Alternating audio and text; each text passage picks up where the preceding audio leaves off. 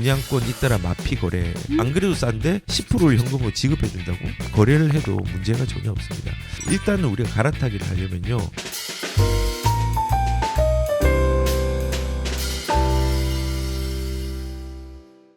그리고 두 번째는 분양시장을 조금은 활용을 해도 될 것 같습니다. 네, 제가 분양에 대한 부분들은 2021년도랑 이때 기억하실지 모르겠는데요, 분양권은 하지 말라고 얘기했습니다. 시기적으로. 왜냐하면 로또였기 때문에 그렇습니다. 왜 그 로또가 일어났느냐? 분양가 상한제를 적용을 시켜가지고 가격을 싸게 만들어 놨으니까 당연히 사람들이 상대적으로 싼 그쪽을 경쟁하게 되죠. 그러니까 몇백 대 1, 줍줍 같은 경우는 뭐 12,000대 1까지 나왔잖아요. 성수동에서. 그렇게 이제 생기게 되는 겁니다. 근데 지금 이제 그러한 부분들이 사라지고 예전에 하지 말라 했던 거는 로또였기 때문에 그래요. 진짜 로또는 확률이잖아요. 확률에 의지하는 거기 때문에 그렇습니다. 근데 지금은 조금 약간의 차이가 있는 게 뭐냐면요, 일단은 분양에 대한 부분들이 너무 안 되니까 완화를 시키고 있습니다. 우선 오늘부터 중도금 대출이 완화가 시작됩니다. 원래라면요, 분양권이 9억이 넘어가면은 중도금 대출이 안 되는데 이거를 12억으로 바꿨습니다. 윤석열 정부에서. 근데 이걸 바꾼 거를 이번에 중도금 대출에 대해서 그 이상이 넘어가도 중도금 대출을 완화를 시작합니다. 그리고 원래 인당 보증이 5억 정도가 있었는데 이것도 폐지를 합니다. 오늘부터. 그러면은 여기에 대해서는 상급지의 분양권을 노려보는 것도 나쁘진 않습니다. 상급지는 비싸지 않냐? 예, 이거는 상급지에 대해서 돈의 여유가 조금 있으신 분들이 활용하는 거는 좋을 것 같습니다. 거꾸로 지금 뭐 인천의 그 분양권 잇따라 마피 거래라고 얘기를 했는데, 인천뿐만 아니라 저는 지방을 소개시키진 않지만은 지방에도 곳곳이 틈새가 있습니다. 근데 추천은 드리고 싶지 않습니다. 왜냐하면 사고 파는 시기들을 빨리 해야 되거든요. 그 타이밍을 못 맞추면은 우리가 돈이 물릴 수 있는 경우가 되게 많기 때문에 지방도 기회가 있지만은 구체적으로 추천을 드리고 싶지는 않습니다. 근데 실질적으로 대구 같은 경우는 분양가의 최대 25%까지 할인해 준 데가 있습니다. 저는 그런 거는 사도 된다고 생각합니다. 그리고 분양가의 10%를 현금으로 지급하는 데도 있습니다. 대구 같은 경우 광역지자체 중에서. 그런 데는 안 그래도 싼데 10%를 현금으로 지급해 준다고? 그러면 그거는 사도 되는 물건입니다. 가격적인 메리트가 생긴 것 때문에 그렇습니다. 그래서 저는 이제 대구 같은 경우도 가격들이 만약에 저렴하다면요, 이런 분양권을 실거주한 사람들은 보유하고 가는 것도 저는 나쁘지 않다는 생각이 듭니다. 그리고 뭐 인천 같은 경우도 미추홀 같은 경우 마피가 좀 나오고 있죠. 예. 그래서 이런 그 분양권이 예전에는 내가 거래도 못하고 확률적으로도 어려웠지만은 지금은 조금은 더 쉬워지고 있는데, 이 분양권이라는 게 모든 분양권이 다 성공하는 건 아니지만요, 대부분 웬만한 수도권에 있는 중상위권의 입지에서는요, 분양권에 미분양이 나는 시기가 있었어도 그게 영원히 미분양으로 머문 적은 한 번도 없습니다. 위례신도시에 미분양이 있었거든요. 아까 말했던 반포, 강남, 서초에도 미분양이 있었습니다. 예전에. 그게 지금 영원히 남아있나요? 새로운 시장을 만나면서 좋은 가격들을 형성하면서 가격들이 올라갔잖아요. 그래서 제가 부동산은 인플레이션을 기다리고 맞이하는 거라고 한 것처럼요, 어느 정도 시간을 투자할 수 있는 좋은 입지에 있는 분양권은요, 지금 이렇게 할인 분양이라든지 아니면은 좀 싸게, 가격들을 싸게 하는 부분들은 거래를 해도 문제가 전혀 없습니다. 그리고 조금 더 기다리고 싶은 사람은요, 이제는 분양권에 대한 뭐 양도세, 예전에 2014년도, 2013년도 4.1 부동산 대책에서 양도세 특별 감면이 있었잖아요. 그 1년 동안에 거래한 사람에 대해서 최대 5년 안에 양도를 할 경우에는 그 양도 차익에 대해서 비과세를 해주겠다라는 것도 있었잖아요. 그런 식으로 계속 이제 정책적으로도 어느 정도의 어떤 그 완화 정책들이 나올 건데, 그러한 시점에 맞춰서 지금 시장이 안 좋으니까는 싸게 뭔가를 하려고 하네, 팔려고 하네라고 받아들이지 말고, 거래가 안 되기 때문에 이 거래 활성화를 하기 위해서 그런 정책들을 내네. 그러면은 사람들이 관심 없을 때 난 들어가야 되겠네라고 생각하시고 시장을 좀 접근하셨으면 좋겠습니다. 그래서 분양 시장은 뭐 이런 식으로 또 활용하는 시기도 이제 된 것 같습니다. 네, 이제 초기 단계지만 이제 조금씩 다가오고 있습니다. 그리고 전략 3은 좀 간단하게 글로 적었습니다. 우리가 갈아타기를 지금 하면은 내가 판 가격이 너무 싸기 때문에 불리하다라고 생각을 합니다. 불리하다라고. 근데 불리하지 않습니다. 불리하지 않습니다. 만약에 기존 주택을 매도를 싸게 하고 원래 갈아타기라는 건요. 거기에 추가적인 현금을 합쳐서 상급지를 매수하는 게 갈아타기입니다. 그래서 제가 이번에 이런 사례가 있었는데 이렇게 생각하시면 돼요. 일단은 우리가 갈아타기를 하려면요. 내가 가진 돈에서 비교를 해봐야 돼요. 얼마나 내 동일한 돈에서 같은 상급지에 동일한 돈으로 갈 수 있는 입지가 있는지를 우리가 한번 확인을 해봐야 됩니다. 그리고 그 확인을 한 다음에 내 현금을 합쳐가지고 이 돈으로 갈 수 있는 상급지를 찾아봐야 됩니다. 그래서 그 돈으로 비교를 해봐야 됩니다.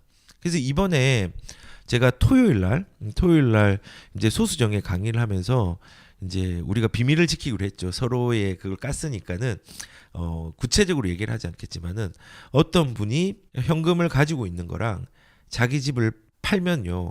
압구정, 반포 그리고 강남의 보편적인 데를 갈 수 있는 여건이 다 되는 겁니다. 경기도에 집이 있으신 분인데 그래서 저는 과감하게 얘기를 했거든요. 갈아타기를 하라고요. 어느 정도의 환경이 된다고 하면은 갈아타기를 하라고 저는 얘기를 했습니다. 왜냐하면은 그 돈으로 압구정을 갈 수 있었거든요. 그래서 그분은 제가 집을 분산하는 것보다는 1주택으로 갈아타는 게 유리하다라고 말씀을 드렸어요. 이제 이렇게 이제 좀 생각하시면 됩니다. 갈아타기는요.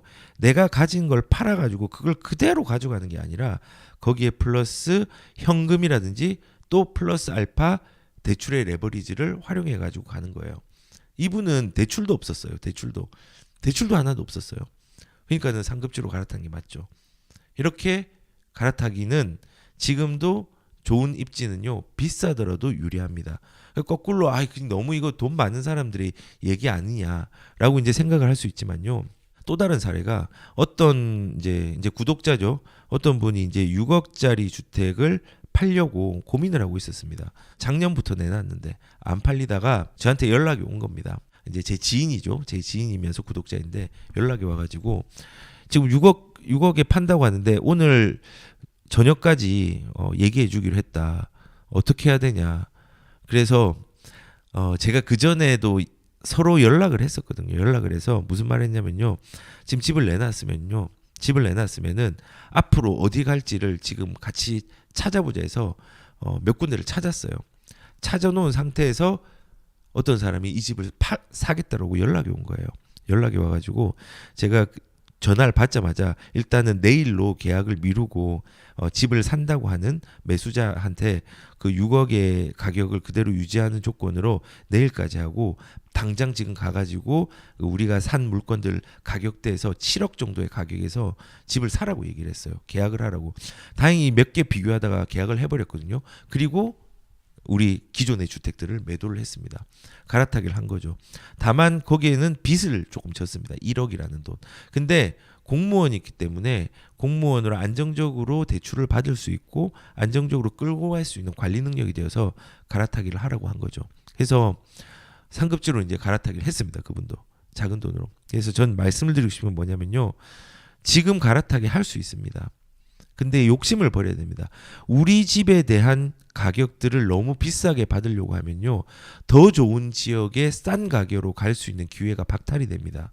그리고 이 갈아타기라는 개념 자체를 이걸 팔아가지고 그대로 옮기는 게 아니라 그 갈아타기로 상급지로 가려고 하면은 내 그 판 돈, 매도한 돈 플러스 현금이 없으면 레버리지를 내 재정 범위 내에서 해서 갈아타기를 가는 겁니다.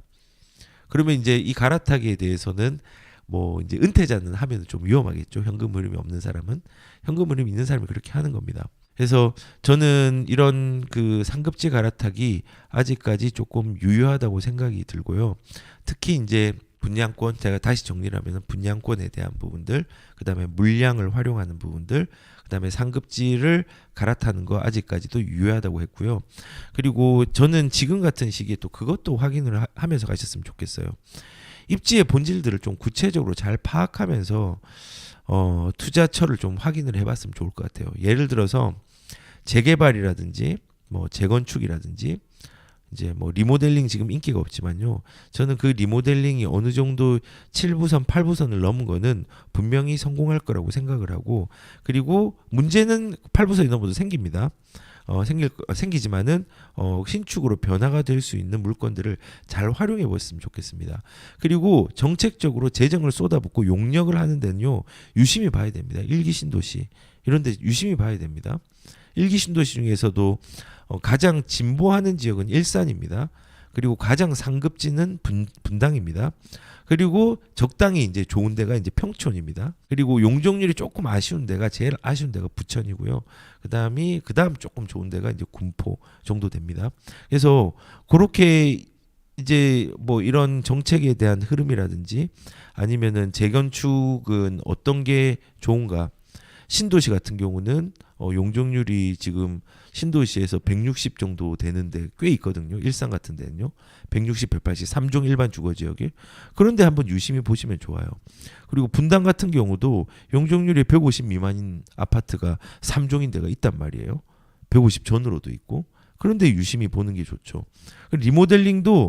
리모델링이 실패를 하더라도 거기에 수요가 너무 좋아가지고 그 수요를 충족시킬 수 있는 싼 아파트를 한번 보십시오. 있거든요. 그래서 우리가 투자를 하려고 하면요, 안전한 투자는 없어요.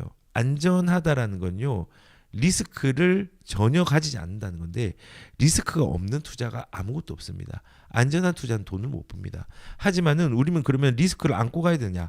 안고 가지만은 시장을 해석을 잘해서 기준을 세운다면요, 그거를 방어할 수 있는 전략을 가지고 가는 게 사실은 투자라고 저는 생각을 합니다. 그래서 이런 그 재개발, 재건축, 그 다음에 지금은 조금 인기가 없지만은 리모델링 중에서 후반부까지 간 거. 재개발 같은 경우 초기 말고요. 초기는 시간이 너무 많이 들어요.